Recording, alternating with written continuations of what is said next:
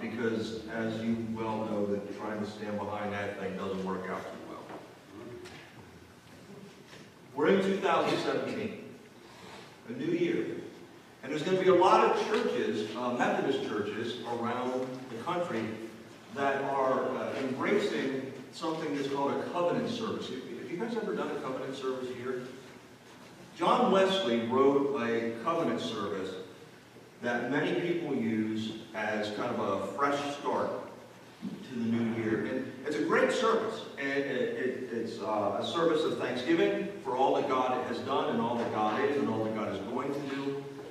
But it's also a service of renewing our commitment to Christ. It's renewing our commitment to live into the gospel, to set aside those things that have been preventing us from living fully into the image of Christ, and to move forward as committed and as faithful as we possibly can into the new year.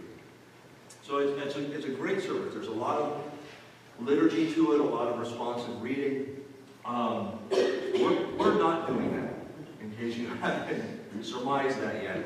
And it's not because there's anything wrong with that particular service, but what I want us to focus on as we go into the new year is a sense that renewal is not something that's a one-time thing at the beginning of the year. If we do it that way, it can become very much like New Year's resolutions. Quick question. How long do your resolutions usually last? A week, maybe? It's always amazing, and I know this is like the cliche examples to use, but it is just as true as the fact that the sun rose this morning. I guarantee you, if you go into most gyms around the country, they are going to have many, many, many new people in there over the next 2 weeks. And then they'll disappear, and you'll see them at the pie shop. Now, I have nothing against pie, as I'm sure many of you are aware, but that's what tends to happen when we do that kind of one-shot, guess what I'm going to do at the beginning of the year, and it fades. And it's something that we don't want to do with our faith. It's something that can't happen with our faith if we are going to live with intention and a Christ-centered focus. And so, this scripture in Proverbs, though it's very brief, as many of the passages in Proverbs tend to be, it gives us a sense of urgency. Don't boast about tomorrow, because you don't even know if it's going to come. That's a cheery thing to say, isn't it? But it's a reality of life. And it really, the starkness of this kind of hit me over the last week. Because yesterday we had services here for Glenn Clark. And I got the call from Steve Young between services on Christmas Eve that Glenn had passed away. If you don't know Glenn, he was 101. That's a long time to live. That's over a century. So let that sink in for a second. And some of us may be lucky enough to also live for 101 years. I'm betting most of us will not. The service was wonderful. Family and friends shared their experiences with Glenn. And Dave and I were just talking a little bit before service about, when somebody's 101, passing on should not come as a surprise. But the emotion and the grief that you saw in the family was very, very deep and very real. And that speaks to an amazing life. To have that kind of connection with family and friends. And the memories that were shared were tremendous. And one thing that seemed to be clear about Glenn is he lived with a lot of intention. that what was shared very much pointed to his enduring faithfulness to his wife, his sense of an orderly life, of knowing what he was going to do, a sense of purpose, and that sense followed him for that full 101 years, as best it could. That doesn't happen by accident. It happens because each and every day, someone wakes up and says, I'm going to do this.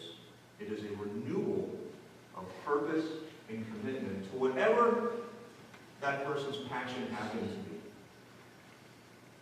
So we have Glenn, who had a rich 101 years on this earth. Christmas Day, I found out that two gentlemen I graduated high school with had both died. One was 44, the other was 45. I consider that young.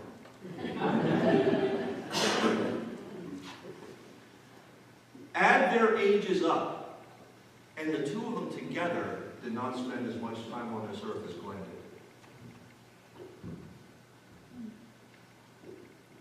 And when you see those differences, it is just a very firm reminder that none of us know how long we have. We're not sure. We probably wouldn't want to know how long we have, because that might weird us out a little bit.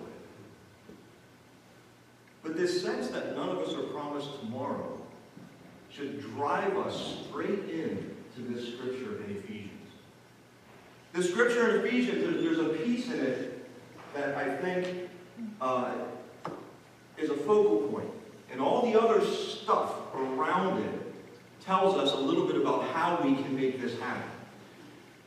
And the verse says, make the most of every opportunity. Make the most of every opportunity. Why? Because you don't know when it's going to come around again. If it's going to come around again. Every single moment that we have, every day that we have, is a gift. And if we are going to live into the image of Christ, then each and every one of those gifts is to be used in a way that strives to bring the kingdom of heaven here into this world. That each and every moment is an opportunity for us to be and reflect the light of Christ to somebody else. To live into whatever our individual call and purpose before God is.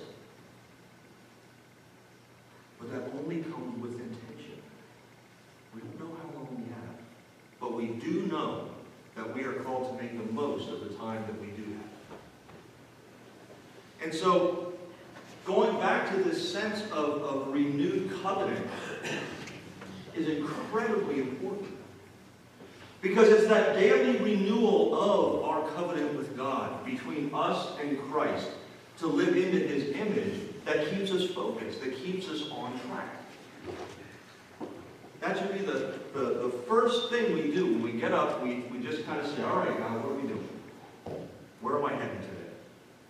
And we fix our eyes on that location and we don't stray from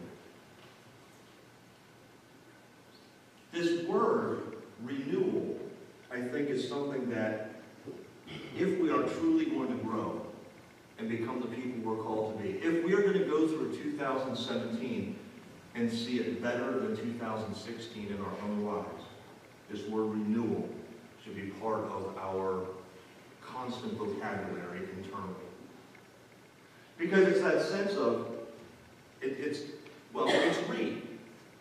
doing it again and again and again and again. And it's more than just repetition that drives it into our spirits and drives it into our mind and drives it into our hearts so we don't forget it and it becomes an integral part of who we are. But this sense of renewal tells us much more. Because the renewal is not on God's part. It's on ours. God never breaks covenant with us. What God has promised to do, God does and will continue to do. God will continue to love us. God will continue to shine His grace upon us. God will continue to forgive us. God will continue to strengthen us. God will continue to comfort us day in and day out without limit. The question is never, is God fulfilling God's end of the covenant? The question is always, am I? And I don't know about you, but I fall down on the job with that. I make mistakes. If you don't, tell me how. Because I haven't figured it out yet. But that sense of renewal, that sense of coming back to God, reminds us that God is faithful. And when we aren't, the game isn't over. When we aren't, God has not written us off. God has not scratched our name out of the book of life. When we fall down, God is the one that strengthens us to get up and dust off and move forward and change and be the person we have been called to be. It's a reminder that God is always present, that God is always there. It's a reminder that there is no bounds to the number of times we can renew that commitment. There is no limit to the number of times that we can fall into the arms of God saying, I'm sorry, help me not to do it again, and love me through this. I don't know about you, but that's comforting. There's an assurance there that we don't get likely from anywhere else in the world. It only comes from the supernatural love of God. And so as we go into this new year, my hope is that you will embrace this sense of renewal. That this sense of renewal, this sense of commitment, this sense of covenant with God is not something that we'll talk about here and then it leaves us when we exit the building. But it will be something that for each of us is a daily devotion, a daily commitment, a daily reminder of who we are, of who we're called to be. And that no matter who that is, God will never forsake us.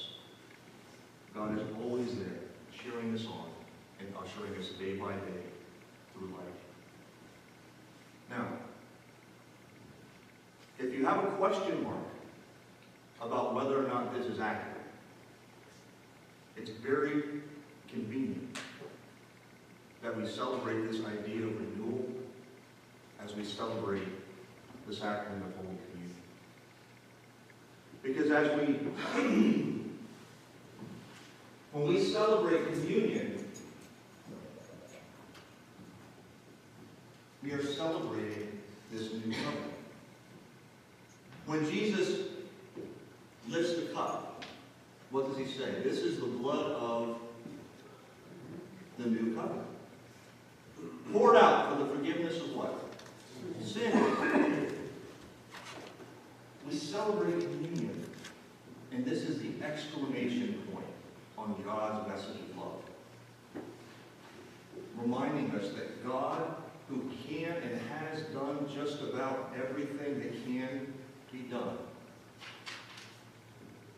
said to us, I would rather die than lose you.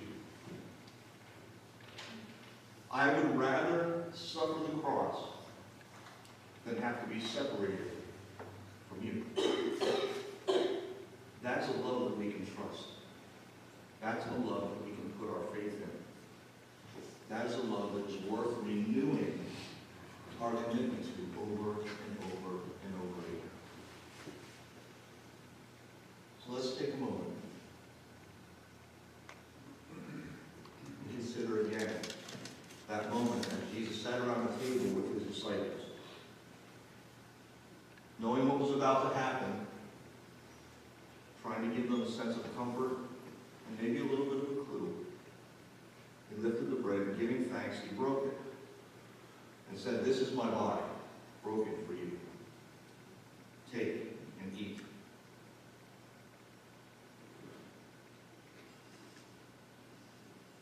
In a similar fashion, he took the cup and giving thanks, said, this is my blood of the new covenant, poured out for the forgiveness of sins.